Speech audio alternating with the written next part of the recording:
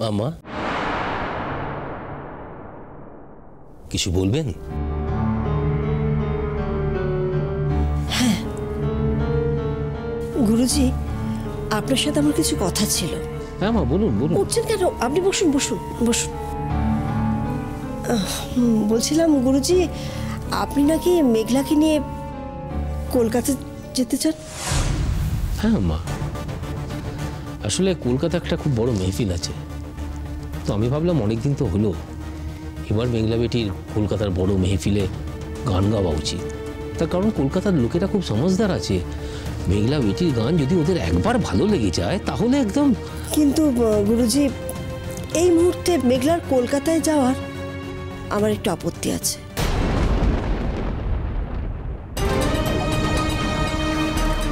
আপনার আপত্তি আছে? হ্যাঁ গুরুজি, আমার একটু আপত্তি আছে। ওর বাবা কি বলবেন আমি জানি না। ওর বাবা তো সংসারের ভেতরের কথায় কখনো ঠোকেন না। আপনিও গান বাজনা নিয়ে থাকেন, সংসারের ভেতরের ব্যাপারে আপনাকে কখনো তাকিয়ে দেখতেই হয়নি। আমি চাই না। গুরুজি, আপনি তো সবটাই জানেন। আপনি তো মেঘলাকে সঙ্গে করে অনুরাগের কাছে নিয়ে গিয়েছিলেন। মেঘলা, তুমি এক কাজ করো তো, গুরুজির চাটা আমি ভিজিয়ে দিয়ে এসছি, তুমি ওটা ছেঁকে নিয়ে এসো। যাও।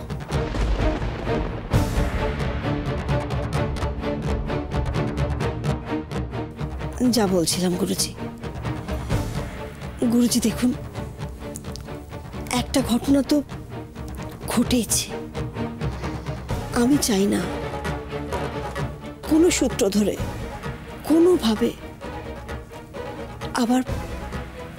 আবার নতুন কিছু ঘটুক। আমি চাই এই সমস্ত ব্যাপারটা একটু থিতিয়ে যাক। গুরুজি একটু বুঝুন।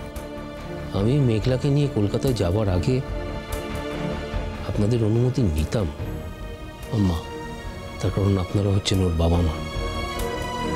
কিন্তু সবার আগে মেঘলা মায়ের কনসেন্ট নেওয়াটা প্রয়োজন আমি মনে করেছিলাম, সেই জন্যেই প্রথমে আমি মেঘলা মাকে বলেছিলাম।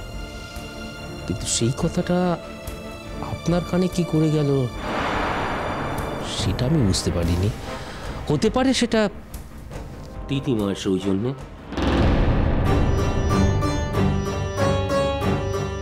আমি তো ভুল কিছু বলিনি গুরুজি। সব সময় ঠিক কথাটা বললেই যে সৌজন্য রক্ষা হয় সেটাও কিন্তু ঠিক না তিথিমা।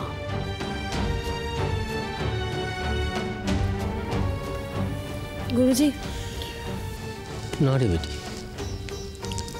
সুর আর আসছে না, সুরটা কোথায় যেন কেটে গেল। এখন আর আমি চা পিতে পারবো না, তার চেয়ে আমি বরং আসি বেটি। গুরুজি, গুরুজি আপনি কি আমার কথা অসন্তুষ্ট হলেন?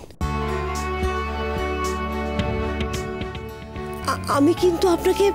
আম্মা, আমি এক ছন্নছাড়া ভবঘুরে মানুষ। এই জীবনের সব কিছু ছেড়ে আমি সুরের ওপর আশ্রয় করেছি। সত্যি এই সংসারের মধ্যে অনেক হিসেব আছে যেটা আমি বুঝি না আম্মা, আমি বুঝতে চাইও না।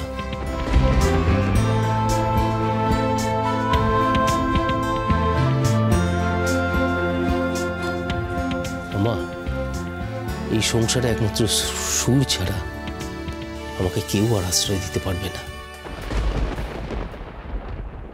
কিন্তু সুর যদি আমার গলা থেকে চলে যায় তাহলে আমি জানি না আম্মা, আমি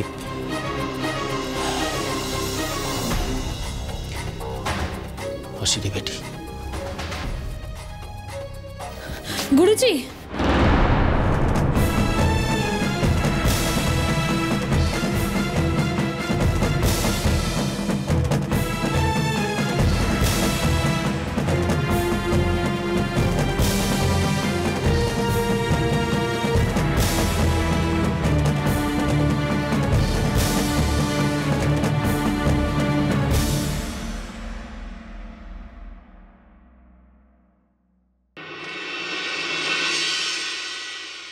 তোমার প্রত্যাখ্যান আমি তবুও মেনে নিতে পারবো মেঘলা,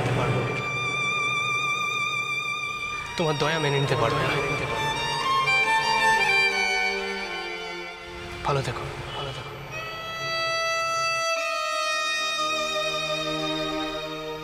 আমি জানি অনুরাগদা, তুমি প্রথমে যে ভুল করেছিলে পরে সেই ভুল বুঝতে পেরেছ। তাই আমি যখন তোমার কাছে ফিরে গেলাম তখন তুমি আমাকে ফিরিয়ে দিয়েছ। ভালো করে কথাও বলনি আমার সঙ্গে। তুমি তো ঠিকই করেছ, আমাকে আমার জায়গাটা বুঝিয়ে দিয়েছ। কিন্তু অনুরাগদা, আমি কি আগে আমার জায়গাটা জানতাম না?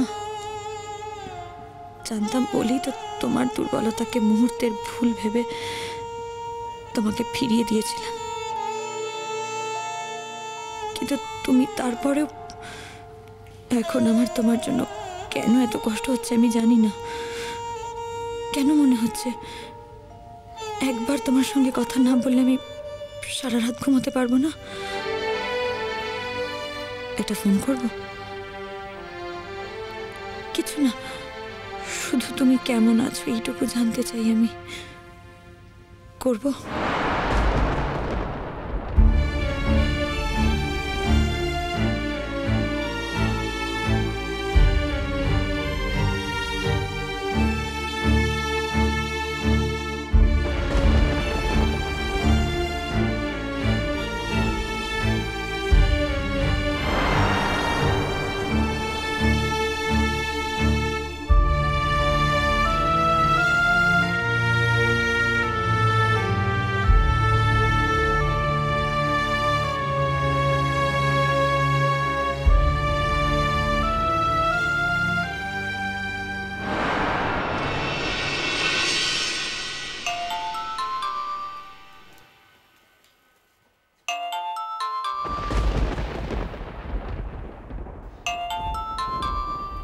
মেঘলা কেন ফোন করছে?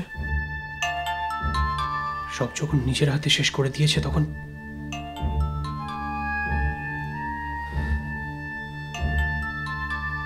ফোন না ধরাটা তো অসভ্যতা। আর সে অসভ্যতা যখন আমি কারোর সঙ্গেই করি না, তোমার সঙ্গেও করবো না মেঘলা।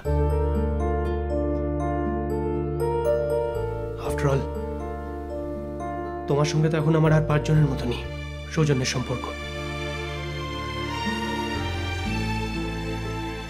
আমি জানি তোমার কষ্ট হচ্ছে, আমারও হয়েছে। এখনো হয়তো তুমি বুঝবে কষ্ট হলে কেমন লাগে।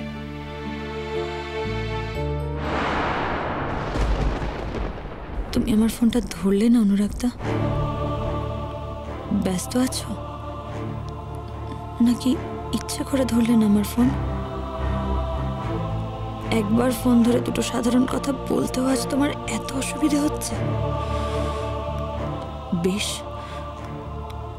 আমি আর একবার ফোন করব তোমাকে, তারপর আর কখনো নয়, আর কোনো দিনও নয়। নেহাত আমার সঙ্গে দেখা করতে এসেই ফেরার পথে তোমার অ্যাক্সিডেন্টটা হয়েছিল, তাই তা না হলে আর।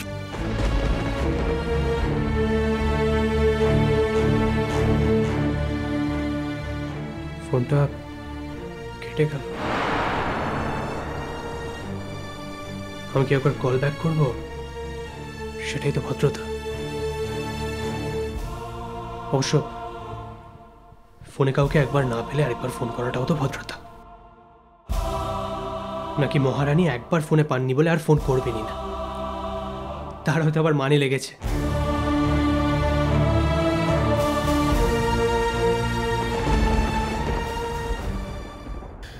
তাহলে এবার আমি ফোনটা রাখি। আর হ্যাঁ, আরেকবার একটা কথা বলে রাখাও দরকার। আমি তখন পুরোপুরি সুস্থ, তাই এরপর থেকে আমার খোঁজ নেওয়ার জন্য ফোন করার সত্যি আর কোনো দরকার নেই। বেশ, একটা কথা এতবার তো বলার দরকার নেই অনুরাগদা। আমি তোমাকে আর কখনো ফোন করব না, কোনোদিনও আর ফোন করব না।